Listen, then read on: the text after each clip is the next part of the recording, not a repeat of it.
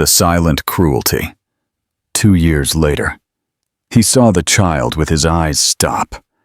Before you dive into this emotional battle, hit that subscribe button, give this video a like, and answer this burning question in the comments. What is the true cost of prioritizing ambition and control over love and connection? Get ready for a harrowing tale of a billionaire CEO who chose glass walls over flesh and blood, and the quiet, inevitable force of a truth he tried to deny. Part 1. The winter of the soul. The cutoff, his office, was the kind of place where emotions were out of place, where everything was crafted from glass, steel, and quiet power. The floor-to-ceiling windows held the city of London as something small and manageable, a world that could be shaped with a few decisions and a stroke of a pen. Marcus Stone stood with his back to her, his suit cut sharply against his broad shoulders, his dark hair immaculate, his posture rigid. He always held himself as if he feared bending, as if any softness might break him.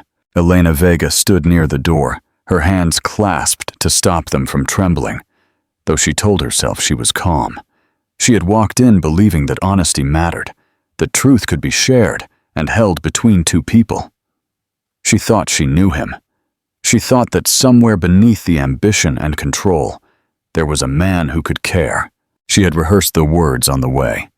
She imagined he might be silent at first, shocked, maybe even scared, but she imagined a conversation. Something real, something human. She imagined he would step closer, ask when she found out, ask how she felt, ask what this meant for both of them. She imagined he was someone who loved her enough to try. But when he finally turned to face her, his blue eyes were like midwinter, clear, still, and absolute. He didn't look surprised. He didn't look hurt. He simply looked annoyed, as if something he didn't want to pause had been interrupted. He crossed the room toward her, not quickly, but with the measured pace of someone who believes the world will wait for him. He stopped a few feet away, close enough for her to see the faint shadow of stubble on his jaw, the tension in his shoulders, the slight crease between his brows. "Elena," he said, and even her name sounded like an inconvenience on his tongue. Before she could speak, before she could gather the courage to tell him about the small life growing inside her, he continued, "This isn't a conversation we need to have." She blinked, thrown off balance. "What do you mean?" she asked, her voice steady. Not fragile, just careful, like stepping on thin ice. His gaze didn't soften. It sharpened. "I can see where this is going," he said, and she realized he believed he already knew everything. "But I'm not interested in emotional attachments. I've worked too hard to get here. I don't have time for relationships that complicate things." Complicate. The word settled inside her like a stone. She searched his face for regret, hesitation, anything. But there was nothing. Only efficiency. Business. Strategy. Her hand moved unconsciously to her stomach, fingers pressing lightly. Not to reveal, but to assure herself she wasn't imagining what lived there. "I'm not trying to complicate your life," she whispered. "I thought you deserved to know." He exhaled slowly, as if her very presence was a pressure he didn't want to feel. "You are not my family, Elena." He didn't raise his voice.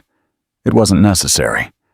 The sentence cut cleanly because of the ease with which it left his mouth. No struggle, no conflict, just certainty. "You are not part of my future." She felt something in her chest shift, not yet break, but move in a way that warned of breaking. She looked at him.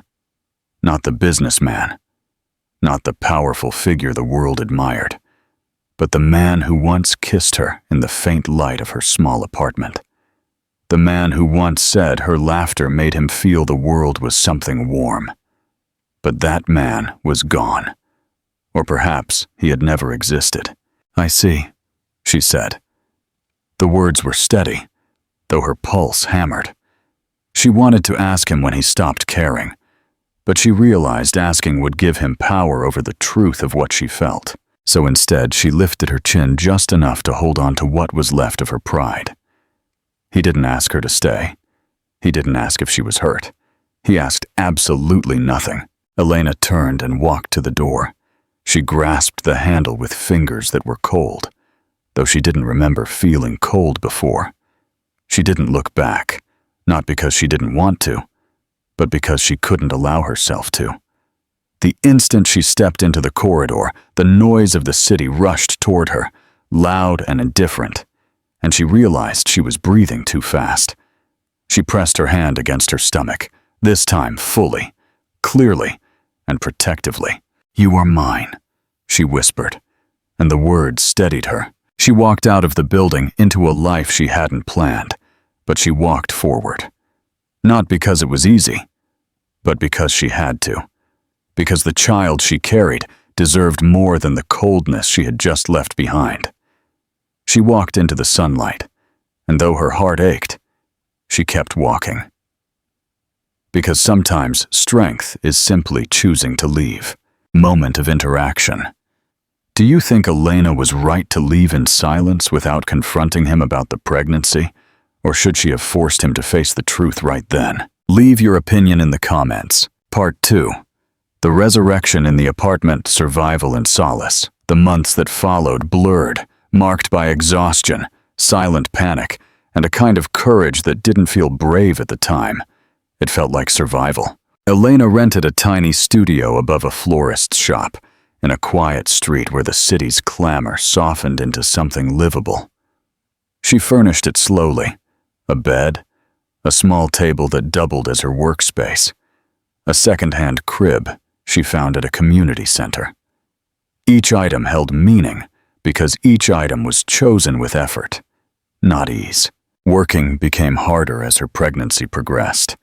She took on freelance design and illustration jobs, drawing late into the night. When loneliness crept in, she placed her hand on her stomach and just breathed, letting the small flutter beneath her palm remind her she wasn't alone.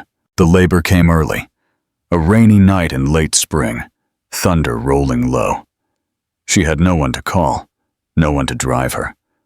So she packed a small bag herself, her hands shaking, and took a taxi to the hospital. The delivery was long and drawn out. Tears ran silently down her face, not just from the pain, but from the weight of everything that had brought her here. And then, finally, the crying started. Leo entered the world with a mighty scream, announcing himself with all the insistence of someone who always intended to be heard. When they placed him on her chest, he opened his eyes slowly, and when they focused enough to meet hers, her breath left her body. His eyes were unmistakably blue, a piercing, clear, luminous blue that did not belong to her. For a suspended moment, the image of Marcus standing in his office, impassive, crossed her mind. But then Leo made a small, soft sound, a whimper, and she felt her heart rush toward him so completely there was no room left for regret. She whispered his name, Leo, feeling the weight and grace of it fill the room. She held him, and the tears that followed were soft, warm, quiet. Tears of arrival. Tears of... The next 2 years unfolded slowly, like turning pages in a book she was living and writing. Leo grew with the kind of intensity only children possess. Elena learned the rhythm of motherhood by instinct. There were no grandparents visiting with hot meals, no friends offering to babysit, no father showing up with eager arms. It was just her and Leo. And somehow, that was enough. Leo's personality bloomed early. He was curious, bold, and quick to smile. His blue eyes drew attention wherever they went. Strangers often commented on how striking they were. Elena always thanked them politely, but inside a quiet ache twisted. Not because she regretted Leo or wished him different. Never. But because his eyes were a reminder, a memory she had chosen not to revisit. She did not speak of Marcus. She did not say his name. She did not follow the news, though it was impossible not to sometimes see him, his face on a billboard, his firm mentioned in a headline. His presence in the world expanded, while hers remained small and contained.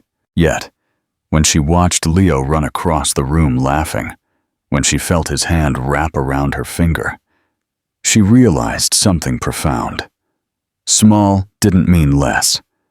Quiet didn't mean weak. Her life was not broken. It was simply different. When Leo turned 2, he had a favorite blanket, a favorite song about the stars, and a habit of running straight into her arms as if the world began and ended there. Elena knew that love had reshaped her life into something she never could have imagined, and something that would never change.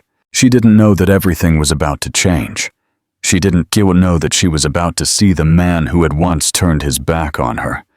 She didn't know that the life she had built so carefully was about to tremble. Moment of reflection. Elena's resilience is built on the choice to walk away. What do you think is the biggest difference in Elena's character now, compared to the woman who walked out of Marcus's office? Comment your thoughts. Part 3. The unexpected return. The gaze, it happened on a day that started with ordinary simplicity. Sunlight on the window glass, Leo giggling at the pigeons, the smell of warm bread from the corner bakery. Elena had planned nothing special. She just needed to get out of the apartment for a few hours.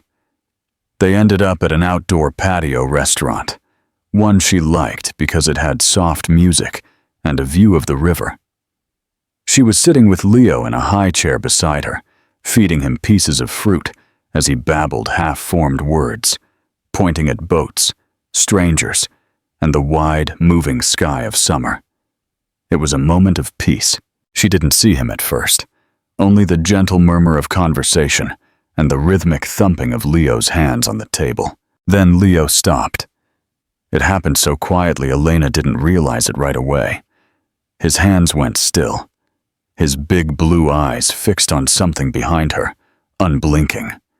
His small lips parted, not with surprise or fear, but with pure recognition. A recognition that made no logical sense. Only then did Elena turn. Marcus was a few tables away, exiting the doorway. He was dressed in a dark suit, sleek, expensive, unmistakable. But something about him was different from the man she remembered. His posture was the same, still straight, still composed, but his expression wasn't sealed in ice. His hair was slightly ruffled, as if he'd been outside in the wind, and his eyes registered the patio slowly, almost cautiously, as if he were looking for something he didn't expect to find. And then his gaze fell on her. For one beat, the world sharpened around the edges. He froze, not dramatically, but with the quiet, astonished stillness of someone whose reality has just shifted without warning. His gaze darted to Leo. Elena watched as the recognition spread through him like a slow, powerful current. It started in his eyes, widening them just barely.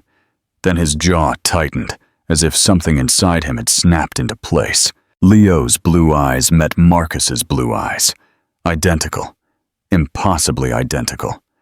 And though Leo had never seen this man, he reached his small hands forward as if pulled by gravity. Marcus crossed the space between them almost unwillingly, his steps silent, his breath uneven.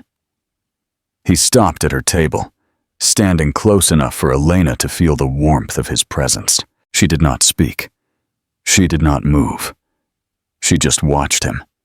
Marcus's eyes moved to her face, searching for anger or accusation or explanation, something to anchor himself to. But she gave him nothing. Her expression was calm, steady, serene.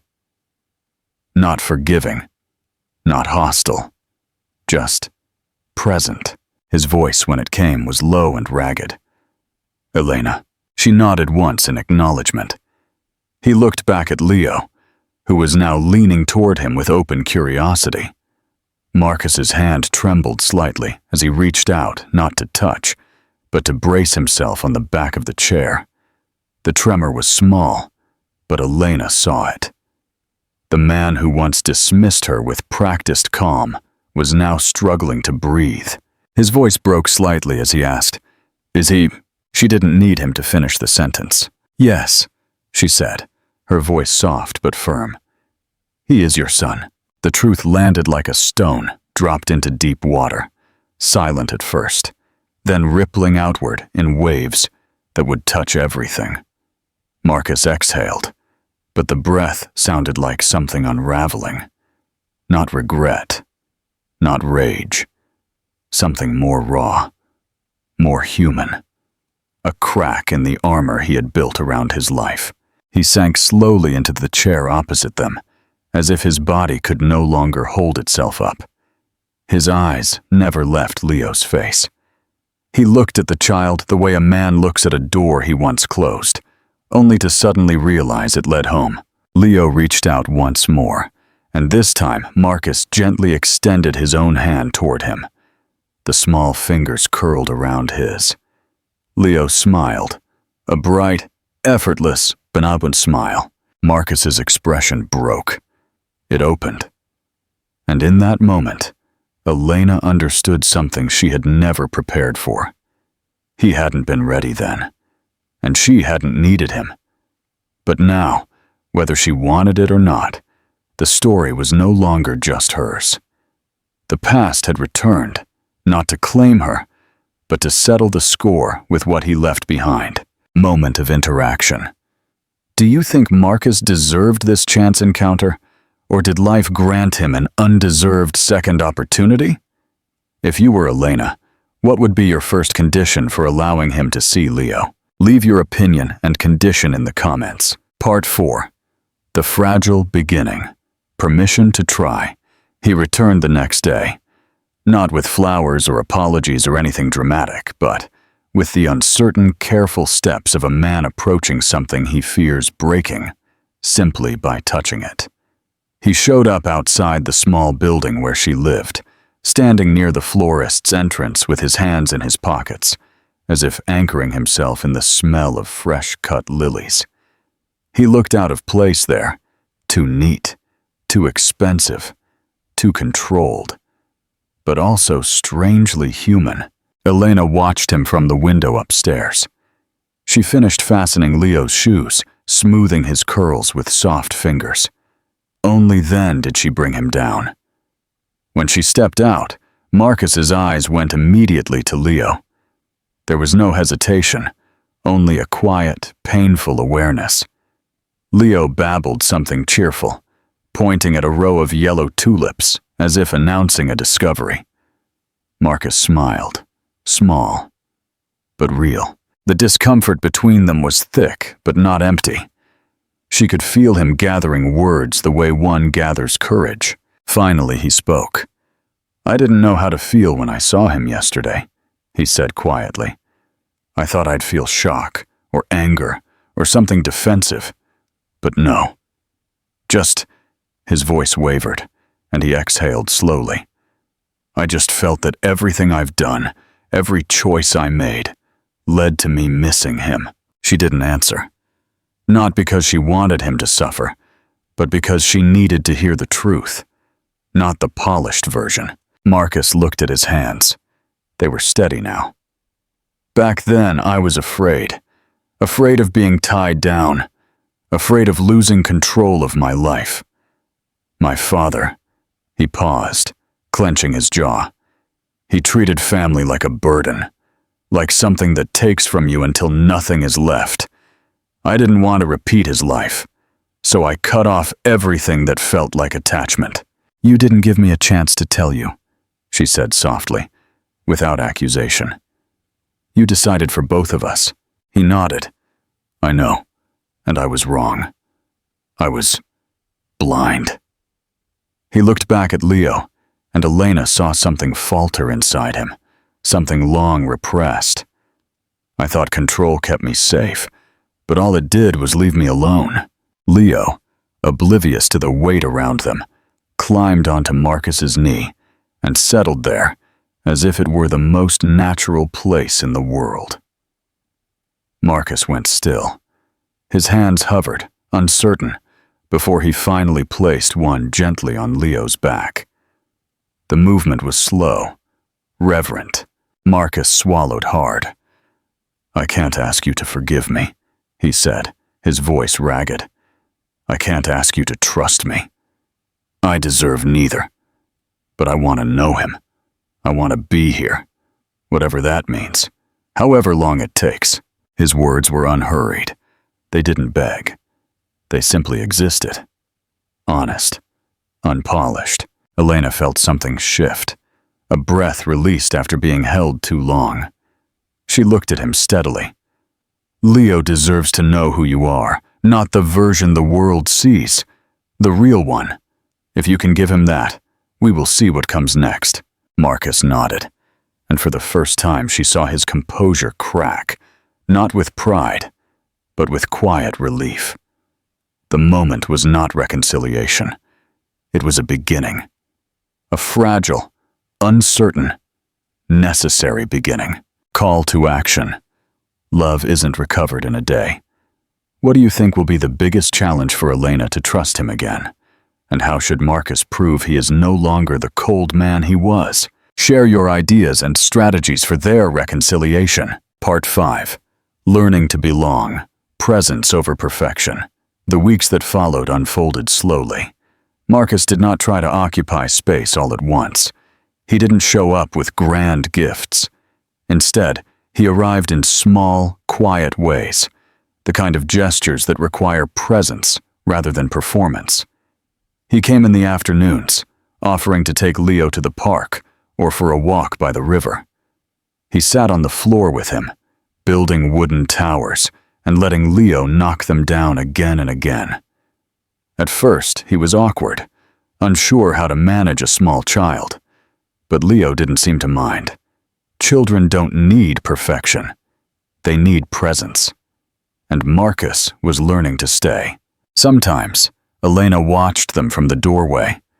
Marcus would be so focused on Leo that he wouldn't notice she was there. His expression was different now, open in a way she had never seen before. The sharpness that once defined him had softened at the edges. They began to find a rhythm. Not a family rhythm yet, but the beginnings of one.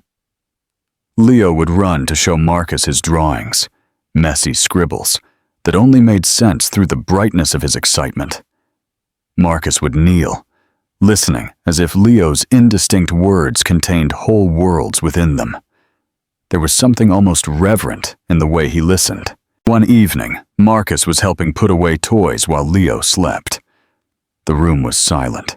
"My father was like a storm," Marcus said, his voice low. He didn't look at her. He walked into a room as if he were already disappointed in everyone who lived there. "I spent my childhood trying not to become him, but I did anyway. I thought shutting everyone out made me strong. I thought distance meant control." Elena stood still, absorbing his words. "I thought cutting you off was the only way to protect myself," he continued. "I didn't consider what I was destroying. I just saw something closing in on me and I ran." He finally looked at her. His eyes weren't cold. They were drowning. "I see him now, and I don't understand how I could have thought being without him was safer. I don't understand who I was then. Knowing why doesn't erase what happened," she said quietly. "But it makes this easier to breathe." He nodded. There were still nights when the past pressed too closely, but they didn't run from the difficulty. They showed up, one small moment at a time. One morning, Leo fell in the park and scraped his knee. His face crumpled, but Leo reached out for Marcus instead. His small hands gripped Marcus's shirt, his face buried in the crook of his shoulder, and Marcus held him, not awkwardly, but with steady hands and a gentle voice. Elena watched them. This was what she had done alone for so long, and now she didn't have to. The realization felt like relief. Slowly, almost involuntarily, trust began to return. Part 6. The quiet shift. No illusions, no distance. As the seasons changed, the emotional climate shifted. Marcus no longer felt like a visitor. He understood the space he was entering. He never acted as if he had earned a place simply by wanting it. He helped with groceries. He listened, truly listened, when Elena spoke. And he laughed sometimes, a low, warm sound she had almost forgotten existed. One afternoon in the park, Elena saw a family pass by. She spoke honestly. "Sometimes I wonder what we would have looked like if things had been different," Marcus admitted. "I wonder too. But we can't rebuild from a past that didn't happen. We can only build from now. If you want to." Her heart tightened. She looked at Leo, who had run back to them, his hands overflowing with the prettiest leaves he could find. "I don't know how to start over," she said. "Not the way we were before. That's gone. But I think we could start something new, something different, something honest." Marcus's breath left him like something released. His voice was quiet when he spoke. "I don't want what we had before. I want this. You, Leo. Exactly as we are now. Changing, learning. No illusions, no distance." It was not a dramatic vow. It was something much harder. Permission. Permission to try. Permission to rebuild. Permission to stay. That night, back in the apartment, Leo fell asleep nestled between them on the sofa. They sat shoulder to shoulder, and the silence felt real, alive, filled with shared breathing and unspoken understanding. Elena rested her head lightly on his shoulder. This time, he didn't freeze.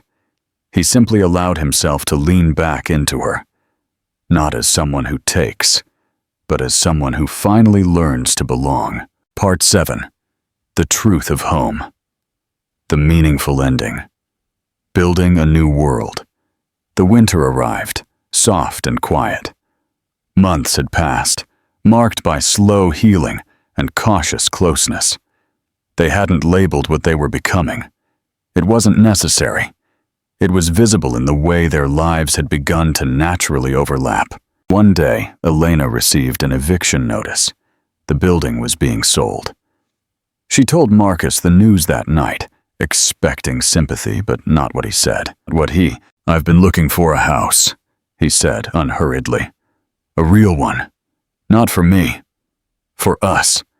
A place with space for Leo to run. A place where you don't have to carry everything alone. I didn't say anything before because I didn't want to pressure you. But now, it feels like the right time to tell you." "So you're not asking me to move into your world?" she said quietly. "No," he replied. "I'm asking to build a new one with you." They spent several weekends house hunting together. The home they chose was near the edge of a quiet neighborhood, standing firm and warm under a sloping roof. The living room had tall windows that caught the light, and in the back, a yard stretched under the sky. Plenty of space for gardens, laughter, and growing feet. Leo ran across the lawn the first time they visited, announcing the yard was a castle place, and Elena felt her chest tighten, not with fear, but with fullness. When they signed the lease, it was without ceremony. Just the simple act of choosing the same future, at the same moment, together. On the first night in the house, they sat on the living room floor, eating takeout. Leo fell asleep with his head on Marcus's thigh. The room was dark, save for the warm glow of a single lamp. "Do you ever wonder," Marcus said quietly, "if things happened exactly as they had to, even the painful parts, to bring us here?" "Maybe," Elena whispered back. "Maybe we had to break once to learn how to embrace without fear." He exhaled, a quiet release. They didn't need to say, "I love you." Not yet. The truth was already living in the room with them, in the warmth of the shared silence, in the ease of leaning in the sleeping child who connected them more deeply than any phrase. They realized that home was not a place, but the people beside them now. The woman whose strength had carried what he abandoned, and the child who had taught him the meaning of belonging. For the first time in years, he felt fearless about the future. He was no longer walking alone. Thank you for joining this journey of redemption. If you believe in second chances built on honesty, remember to like and share. Part 7. The Ghost of Control. The first trial. The new house in the quiet suburbs of London was everything they had hoped for. Spacious, sunlit, and free from the ghosts of the past. The floors echoed with Leo's joyous laughter as he zoomed across the living room, stick in hand, declaring the rug a castle moat. Elena watched him, a slow, peaceful smile on her face. Her small studio above the florist had been a fortress of survival. This house was a foundation for life. Marcus was a different man here. He didn't wear suits on weekends. He learned how to assemble flat-pack furniture with only minimal swearing, and he spent hours in the backyard, patiently showing Leo how to talk to the flowers. He was present, humble, and completely devoted. The old need for cold corporate control had been replaced by the quiet, grounding need for family. However, the past, particularly one built on such extreme ambition and privilege, never truly stays buried. It only waits for the right moment to emerge. It happened one crisp Saturday morning, 2 months after they moved in. Elena was working on a large illustration project at the kitchen table, while Marcus was upstairs struggling, and failing, to get Leo to take a nap. The doorbell rang, a sharp, insistent chime that felt out of place in their peaceful routine. Elena opened the door to find Mrs. Sterling, Marcus's former fiancée, standing on the porch. The woman was exactly as Elena remembered, impeccably dressed, face sculpted by expensive confidence, and eyes radiating a cold, assessing judgment. "Elena, isn't it?" Mrs. Sterling's voice was sharp, a calculated veneer of pleasantry stretched over steel. "How quaint this area is. I'm looking for Marcus." Elena did not step back. She held the door, her expression calm. "Marcus is busy." Mrs. Sterling raised an eyebrow, her gaze sweeping dismissively over Elena's casual attire and the colorful finger paintings taped to the wall. "I'm sure he is. Unfortunately, this is a matter concerning the Stone Group's legacy portfolio, something I doubt you'd be equipped to understand. It requires his immediate, undivided attention." The word undivided hit Elena like a sharp jab, echoing Marcus's own cruel dismissal years ago. She realized this woman was the physical manifestation of the ambition he had once chosen over her. "Any business matters can go through his office," Elena said, her voice steady. "He has explicitly chosen to prioritize his time here. You can wait for his izotsko." The look on Mrs. Sterling's face was a mixture of outrage and disbelief. She wasn't used to being told no by anyone, let alone the woman she clearly viewed as a distraction. "You seem to misunderstand the stakes here, dear. This isn't about hobbies. It's about his life's work. The real one. Tell him I'll be at the coffee shop downtown. He knows which one." Before Elena could reply, Marcus appeared on the staircase, carrying a sleepy, slightly fussing Leo on his hip.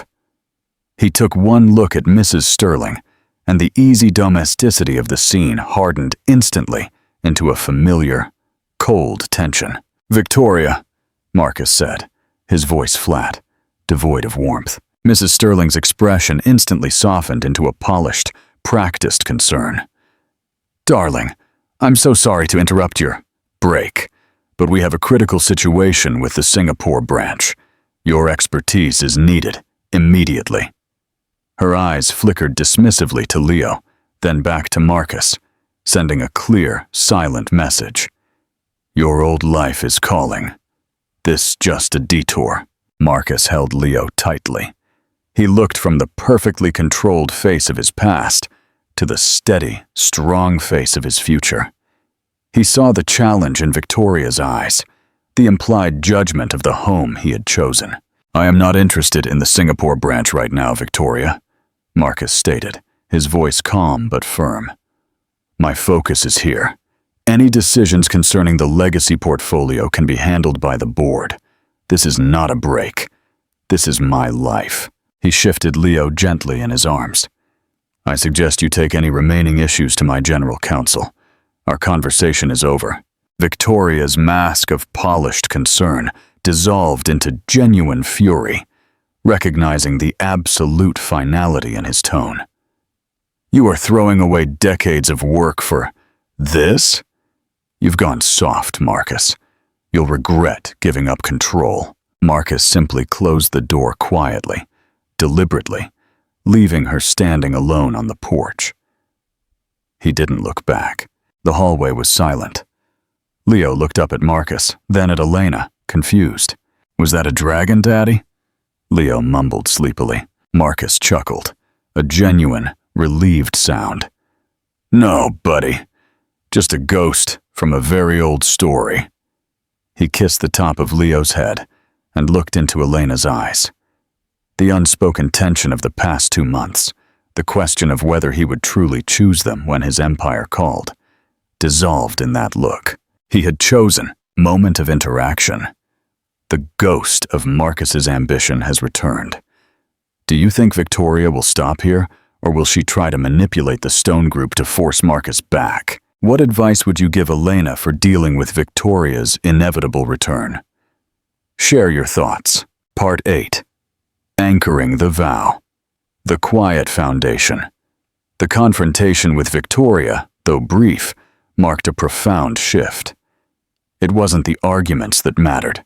It was the easy, absolute way Marcus shut the door on his past life and reaffirmed his choice. Elena no longer needed to watch for signs of hesitation. The man who stood on the porch, defending their quiet life, was truly different from the man in the cold office.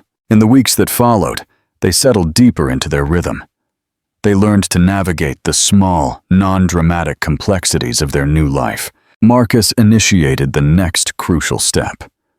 One quiet Tuesday evening, after Leo was asleep, he took Elena's hands and pulled her close, not for a romantic moment, but for a discussion. "When I left you, I was ruled by two things, control and fear," he said, his eyes serious. "I still own the company, but my power over it is now dispersed. I need to anchor my commitment to you and Leo in a way that is legally and emotionally final." He presented her with documents, not a marriage proposal yet, but the custody and financial papers securing Leo's future and Elena's security, regardless of what happened to the company. He had signed papers legally designating himself as Leo's father and setting up a trust fund, ensuring they would always be protected. "I want to make a new vow," Marcus said. "The old one was to ambition. The new one is to presence. I want to buy this house outright, Elena, and put it solely in Leo's name, for his future, for your security.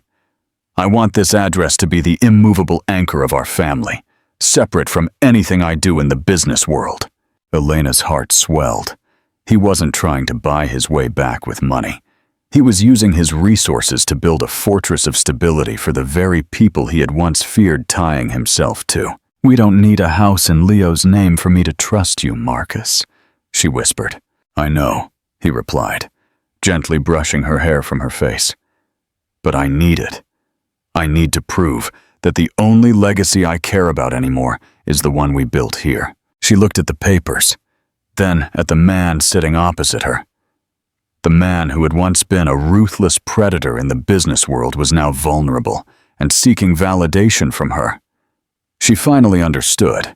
His redemption was a gift to himself, a cleansing of the sins of the past.